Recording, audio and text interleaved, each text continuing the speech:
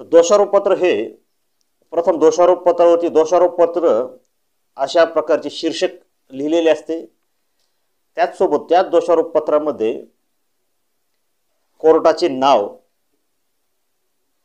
हे नमूद केलेले असते। त्याचसोबत दोषारोपपत्रात त्यानंतर फेरिस्तची यादी लावलेली असते। त्या फेरिस्तमध्ये दोषारोपपत्र, त्यानंतर FIR, त्यानंतर फिर्यादीचा जबाब, त्यानंतर साक्षीदारांचे जबाब, त्यानंतर वैद्यकीय अहवाल, त्यानंतर तपास अधिकाऱ्याचे जबाब, त्यानंतर डॉक्टरांचे जबाब, त्यानंतर कागदोपत्री पुरावे, त्यानंतर वैद्यकीय पुरावे, अशा प्रकारची एक लिस्ट दिलेली असते। तर मित्रांनो, फेरिस्त नंतर सदर दोषारोपपत्रावरती कुठल्या राज्य आहे, जिल्हा कुठला आहे, त्यावरती FIR नंबर म्हणजे की तुमचा जो काही गुन्हा नोंद केलेला त्या गुन्ह्याचा नंबर व FIR नोंद केलेली तारीख हे सुद्धा दोषारोपपत्रामध्ये नमूद असते।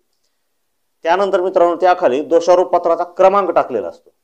पोलीस हे दोषारोपपत्राचा क्रमांक काय आहे आणि दोषारोपपत्र किती तारखेला माननीय न्यायालयात दाखल झालेले आहे याबाबतची सुद्धा दोषारोपपत्रामध्ये माहिती दिलेली असते।